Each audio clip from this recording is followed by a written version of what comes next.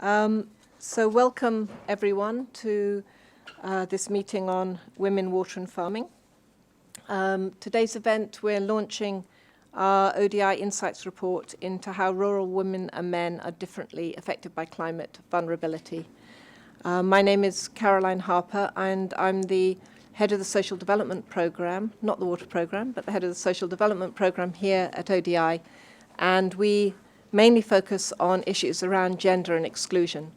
So my team and all of ODI are delighted to see work going on across the whole institute on issues around gender. And we work together on these types of initiatives. We weren't involved in this one, but we're very happy to see the Water Programme working on rural women and men and their access to water.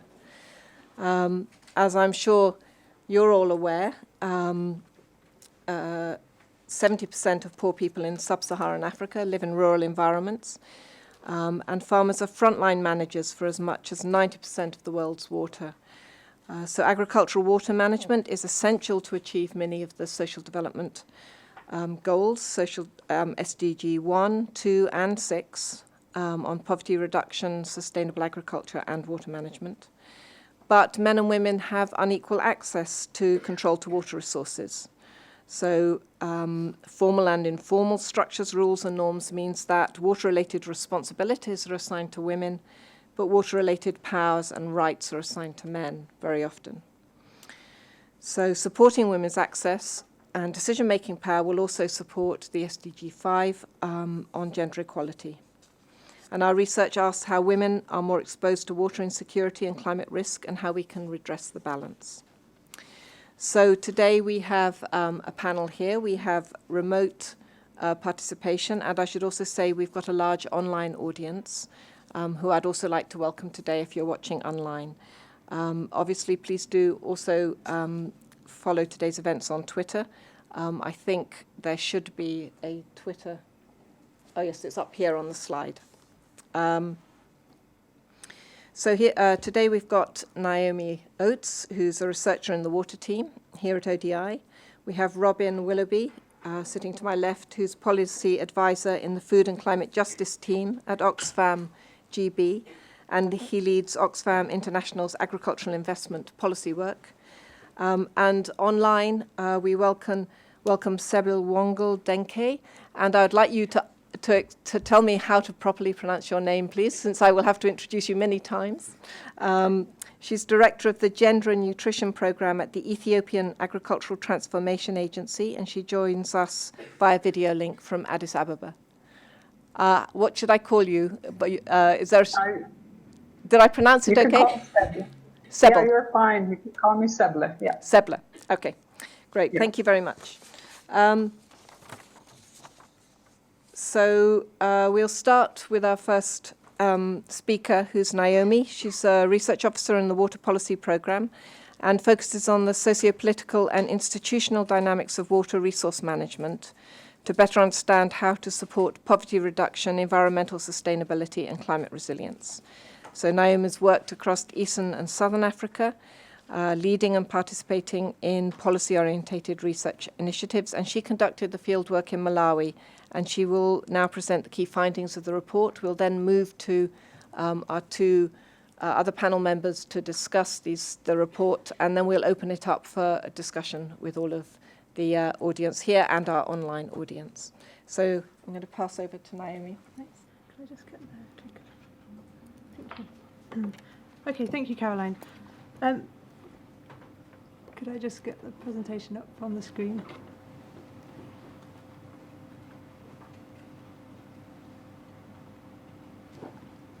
I think we're just waiting for the presentation to go up on the screen. Oh, it's there. Okay, sorry, I was looking. Oh, we're looking at the wrong screen. So I can't see the presentation myself. Okay, that's fine.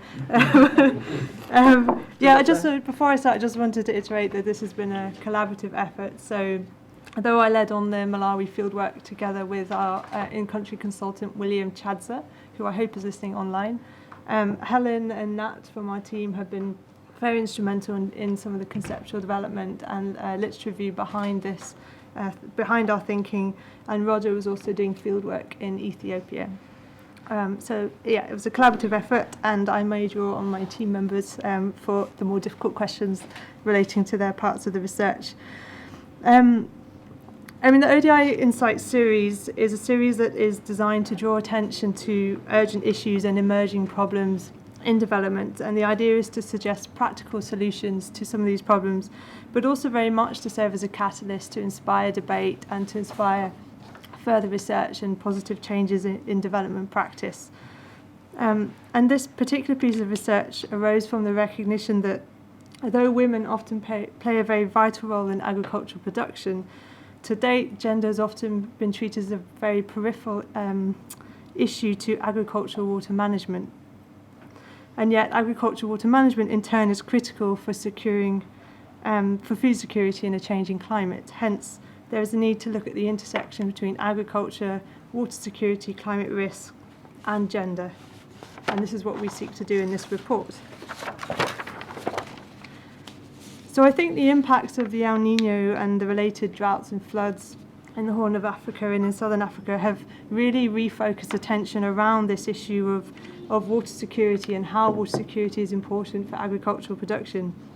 So when I was in Malawi earlier this January, it should have been the middle of the rainy season. It should have been raining almost every day or every 2 days. And in fact, I was there for 2 weeks and it rained once in the whole 2 weeks that I was there. And it was very clear that there were a lot of crops beginning to wilt in the fields, and a lot of the communities we visited were very concerned about what this was going to mean for them in terms of their food security later that season. And up to about, in the Horn of Africa, which is where our Ethiopia case study is based, there are about up to 15 million people currently requiring food aid as a result of the failed rains in the spring, which is compounded by the El Niño events. And it's thought that these impacts of climate variability will intensify with future climate change, and that therefore improving water security will be central to increasing people's resilience in an increasingly variable climate with extreme events. So although there is a growing body of evidence around water security and development and water and food, linkages between water, food security, water, food, energy, there hasn't been so much detailed research on looking beyond poverty and thinking about how different markers of vulnerability exacerbate the impacts of water security, either at household level or even at individual levels. And in particular, we found that there's an evidence gap at this intersection between agricultural water security, climate risks, and gender dynamics. And agricultural water management interventions are often gender blind. So for this reason, we focus our research on thinking about water security on the farm. So there's a lot of discussion about domestic water security in women, but we particularly wanted to look at water security in agriculture and what opportunities there might be to support women's resilience in this area. So our study consolidates both existing evidence, but we also present some new results from our fieldwork in Malawi and Ethiopia. And I'm going to speak mostly about Malawi, but I'll try and draw on the Ethiopia case study where possible. So given that gender dynamics and water insecurity can be highly context specific, we decided to focus our research around a couple of case studies. But we wanted to make sure that these case studies were representative of some of the challenges that we were exploring in our research questions. So for this reason, we constructed this simple composite index as a means to rank rural women's water insecurity. So this index combines indicators looking at the distribution of female agriculture holders by sex, the rural poverty headcount at national level, employment in agriculture, agricultural irrigated lands, and then an index which we were trying to capture climate variability, which looked at flood and drought exposure. So this index created a list of 10 hotspot countries. So here you can see all 42 countries that we mapped for which we had data, but 10 of those were sort of highlighted as the top 10 hotspot countries considered most at risk. And at the top of the list was the DRC, which we decided not to visit for security reasons. But the second two were Malawi and Ethiopia, which were the focus of our research.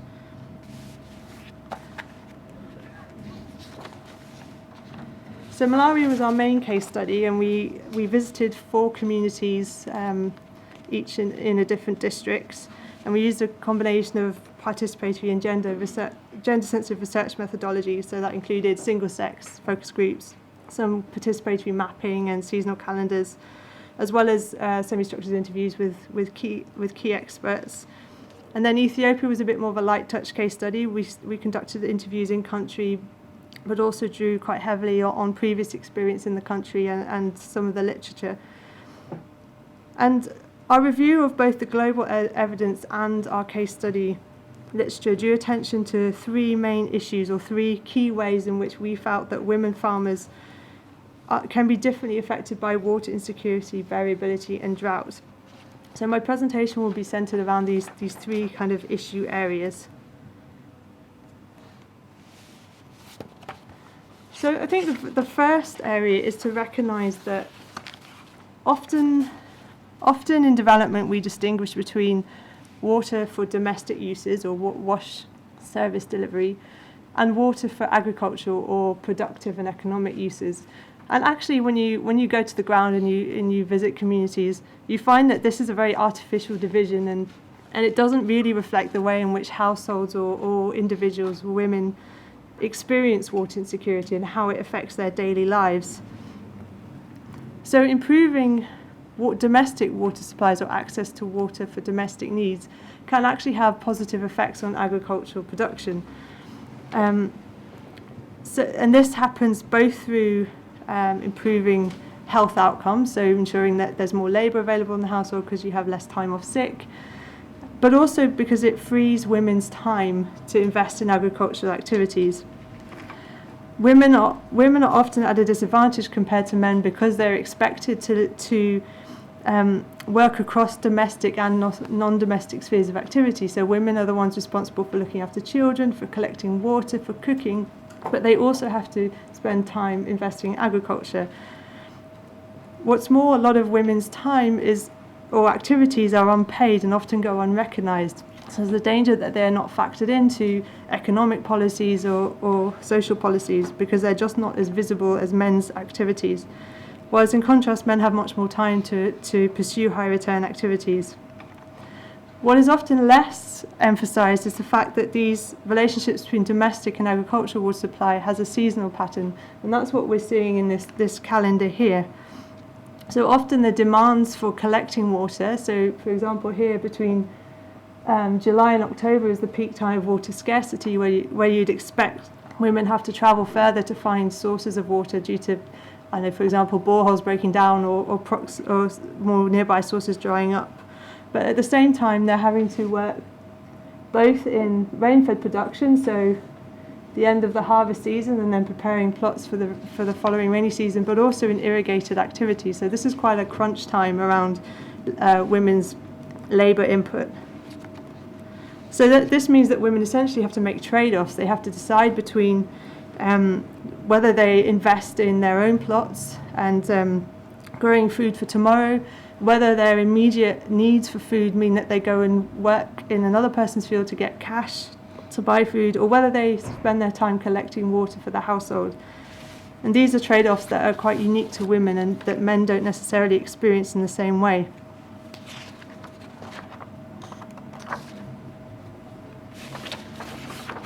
So this leads us to, I think, some fairly intuitive recommendations. So one is that donors and implementing agencies simply need to plan better for seasonality. They need to take account of seasonality and help women to deal with some of these pinch points. And it might be simple interventions like helping women to transport water, thus freeing up their time, ability to transport more water or to transport water more quickly.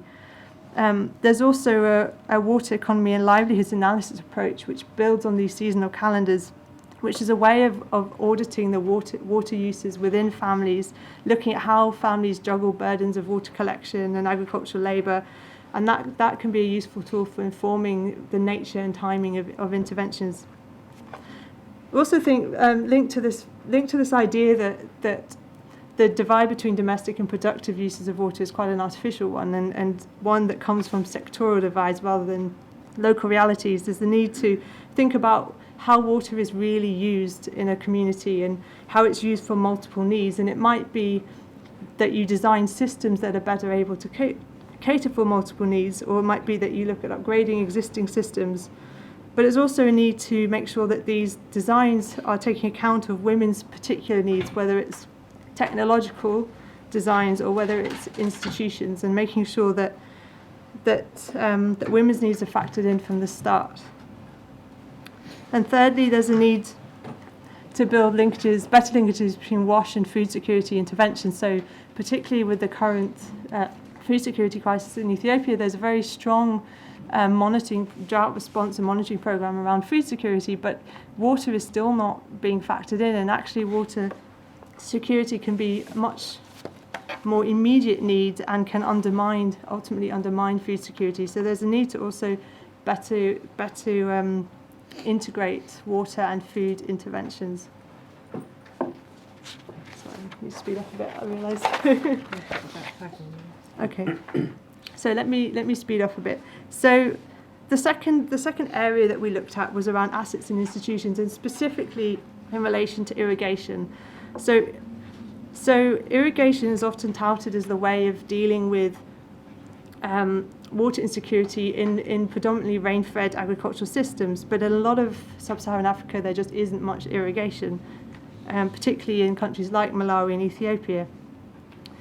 And certainly we found in Malawi that women are participating in irrigation, and it offers an opportunity to deal with, particularly with seasonal variations in production, and to meet the sort of hunger gap that you get between rain-fed crops.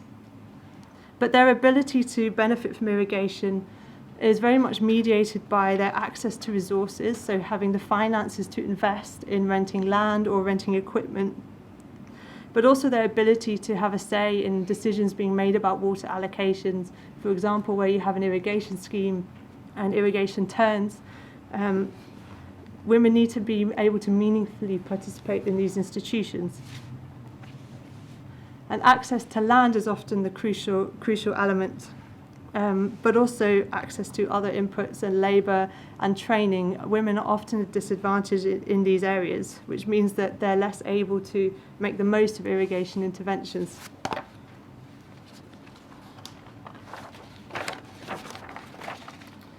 So there's a need to, there's an obvious need. Some of these recommendations may seem quite obvious, but I think there's still a tendency to think about irrigation in technical terms and not to spend enough time thinking about the software involved.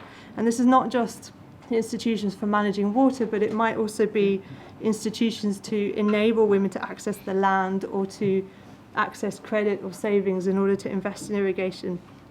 Irrigation can also be used as a platform or entry point for tackling more deep-seated gender inequalities.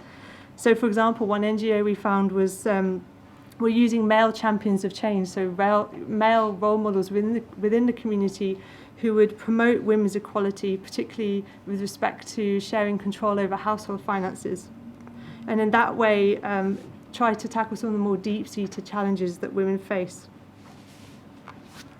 And in Ethiopia particularly, there may be opportunities to facilitate women's participation in the groundwater economy, particularly where irrigation is a bottom-up process and very much centred on small-scale agriculture and women's vegetable gardens. But even there's a need to support women to overcome some of the entrenched inequalities, such as access to land.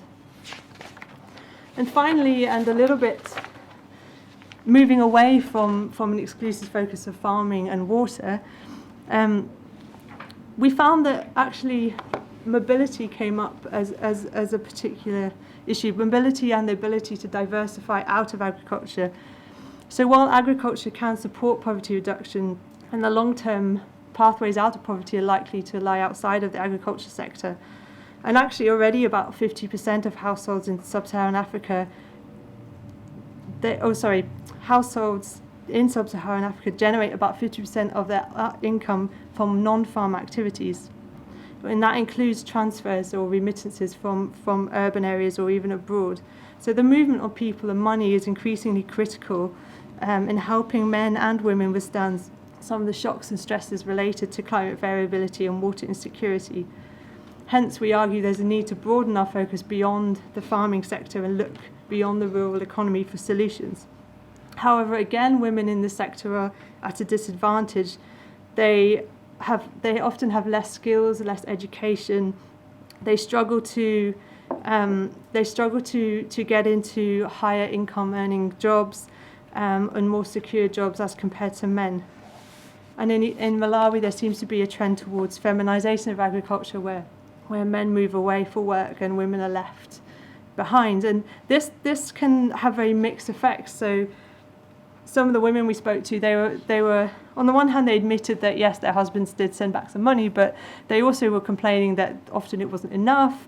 Often their husbands went away for a long time, didn't come back. Sometimes they got another wife in the other area where they settled.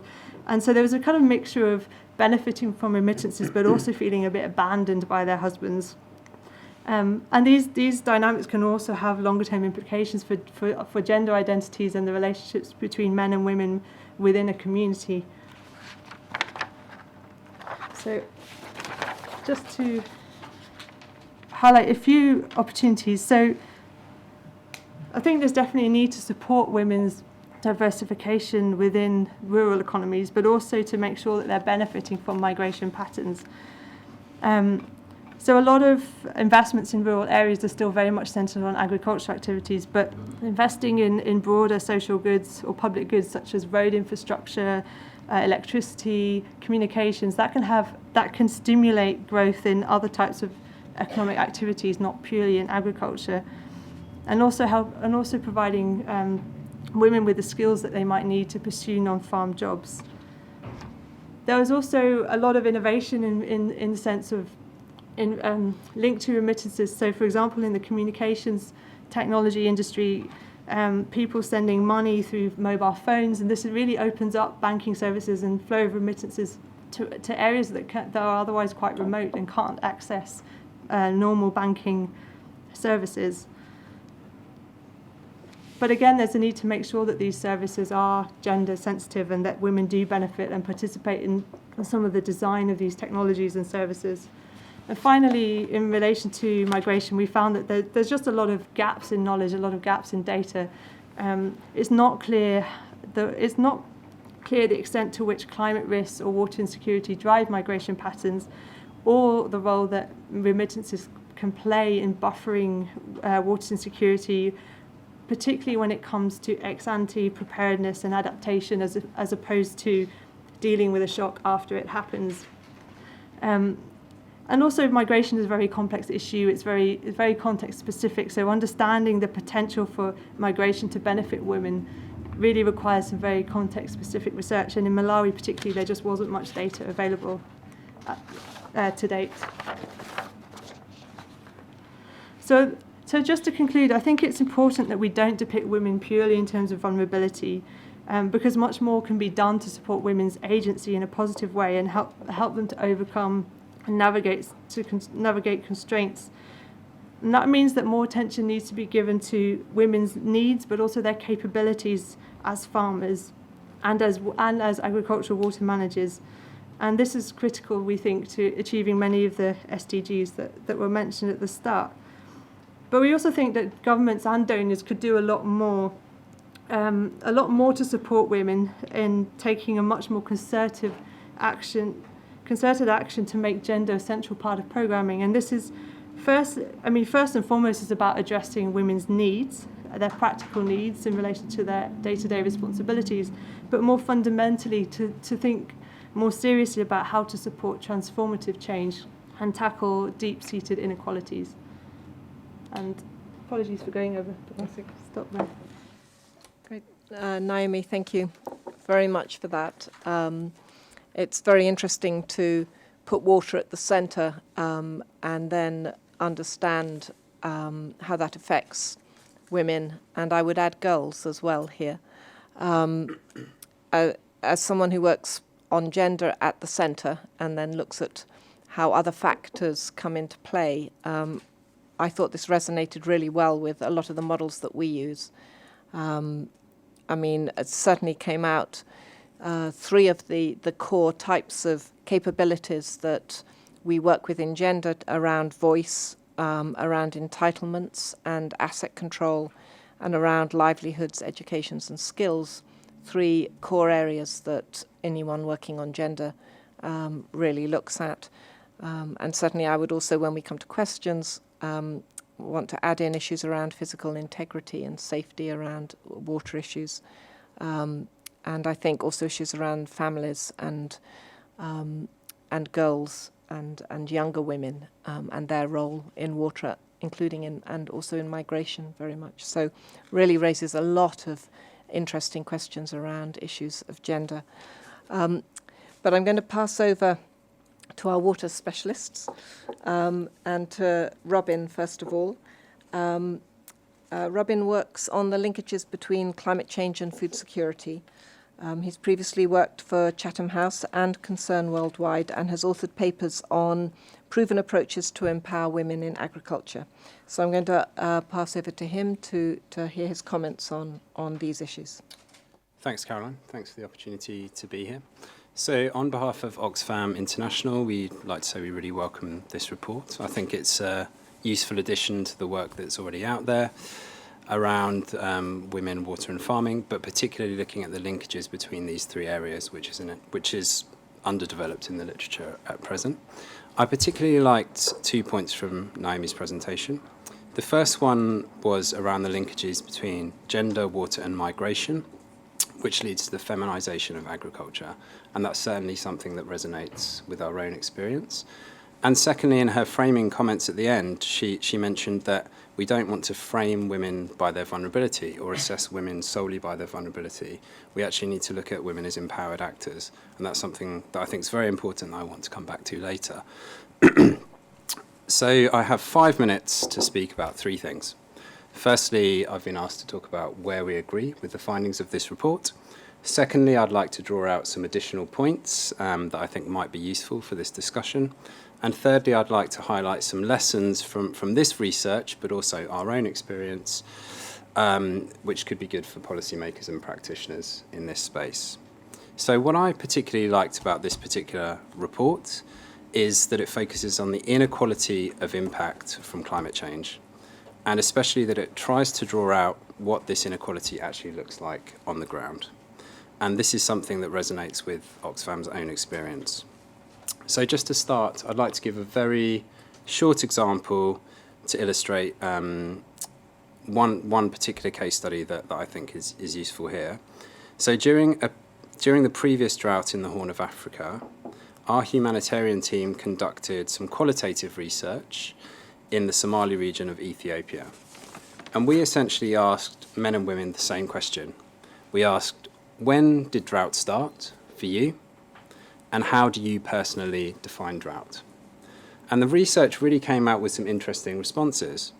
So women more often said, for them, drought started maybe 2 years ago when the animals stopped producing milk.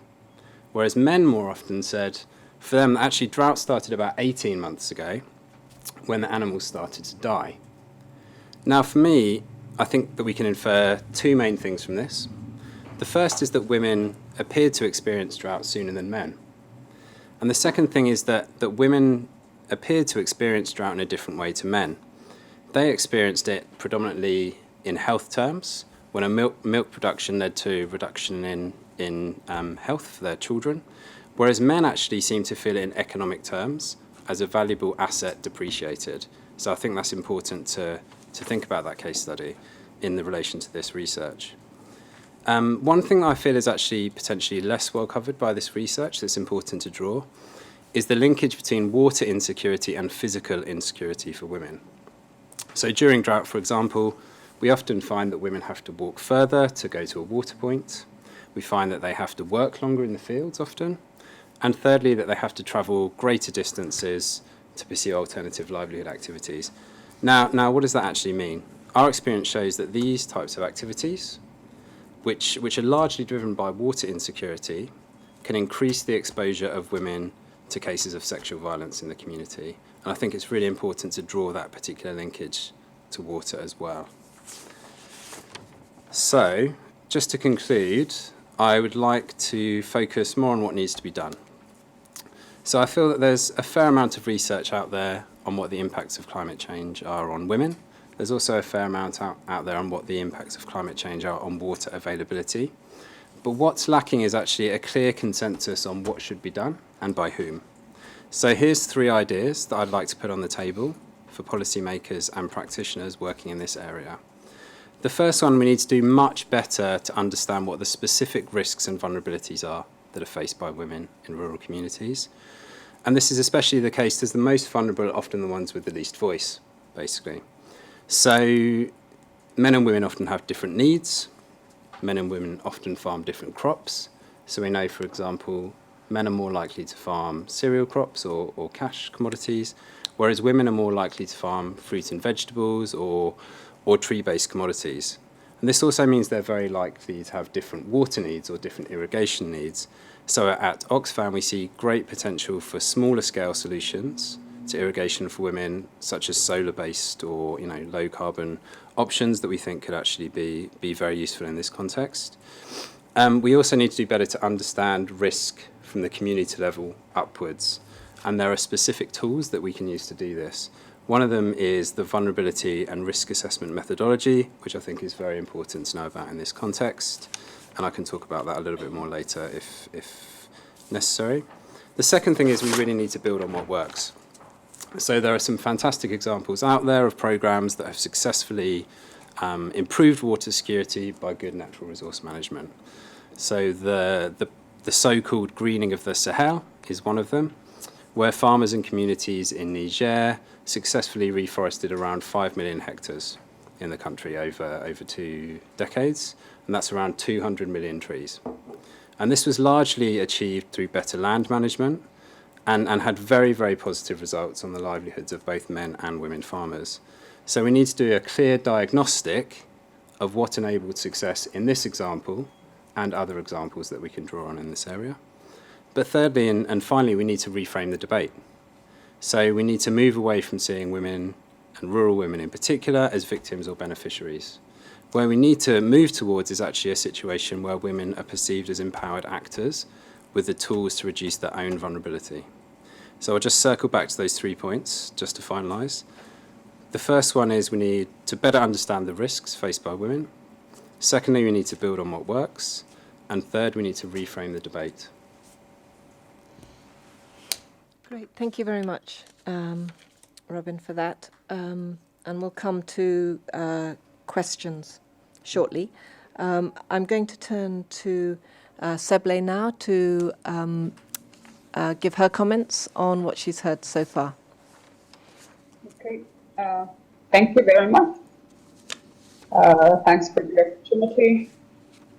I've read the draft document prior to this meeting and I've heard the presentation, and I will be dealing with 3 of the issues that I was asked to deal with. One is what was innovative or what was of particular interest. The other one is what is missing or what we should be looking at going forward. And the third one is how do we relate to this in terms of our work. So I think the study was very interesting in many ways, but I think I particularly like the part about migration and how it presents itself as an opportunity and also as a challenge in the same token, which is something that we need to look at. And I don't think in the Ethiopian context, at least from the gender perspective, we've been looking at this. So it would be an interesting thing to look at. And also the part about the linkages with food insecurity and water insecurity, how they're linked and how it has an impact on communities. And I think there were references made to big national programs that we had, the Productive Settlement Program and also the Agriculture Growth Program, which I think could learn a lot from the findings from this study. And then issues around labor allocation, the seasonality of water availability, and how much, I mean, I've been part of the big programs when they were designed and implementation. And I don't think we've really looked at scarcity of water or the seasonality of it. And maybe those are the things that we needed to look at when we designed the programs or when we are actually implementing them. So I think basically these are the things that were interesting, and I think there is a lot for us to learn. In terms of what I would have liked to see, I know there were talks about female heads of households here and there, but I currently in Ethiopia, at least we're discussing about, the number of female-headed households or female managers, as we call them, they represent around 28, 24%. And I think we're trying to make a distinction between the needs of this particular kinds of women and also married women who are managing agricultural activities along with their husbands, and the distinction in the challenges for them, for these two types of women, and how we can address the specific needs. For a female head of household, yes, there are labor constraints, labor shortages, and time constraints, and juggling activities between agriculture and water fetching or domestic use. But in married households, is it the same issues that we have? Are things differently playing out for married women? Are there issues much more concerning for married women, or are the issues the same? So our interventions, will they be the same? We're talking about irrigation and how it should be accessed for agriculture, and also the multiple use that we were talking about. What we are seeing here is for female heads of households, access to irrigated facilities is much less of a problem. I'm not saying it's not a problem, it's much less of a problem, but what we are struggling with is in how we can ensure that married women have equal access, and what that equal access actually means, or how they're using the available water source. So the distinction between the two kinds of households and the issues for them, I think we might need to look at them in greater detail. But otherwise, I've read, maybe I've misread, but Malawi, you have done a field work and you have primary data, but I don't know for the Ethiopian context if you've had that, but I think would have found the findings of that field work interesting to substantiate some of the things that were said. So maybe that is another element that we need to look at, whether we can explore from ground level what the issues are, and how the issues that were identified in Malawi could also be the same. And household structures, I don't know, between Malawi and Ethiopia, are they different? Like women in Ethiopia work along with their husbands, but manage smaller backyards, and how they access water to those kinds of backyard plots and things like that are the issues that we need to explore and understand how access to water and issues around insecurity of water can affect them. In terms of the works and how we can relate to this in terms of the work that we're doing, currently we're trying to look at developing programs that can make access to water, especially household irrigation, but with multiple use in the Ethiopian context, where we are trying to understand what are the key things that we should be doing. Ethiopia is committed to gender equality. The agriculture system is supposed to be addressing women and youth in all programs and policies, but identifying clearly specific issues that need to happen. For example, when we're talking about the multiple use of water, or by design, what does it actually mean? We are working with engineers who don't see technologies being friendly to this one or that one. They just want to make sure that there's water available at this time and all that. But how do you convince practitioners on the ground that this is an important element, and that there is an added value to doing this, and there are returns, better returns as a result of investment around this? Even at community level, how do you work with communities to make sure, division of labor is skewed towards women, and how do we address those division of labor? I mean, we're saying with scarcity, women are traveling far. We're talking about safety and all that, but they're traveling far, which means they're added work burden waiting at home.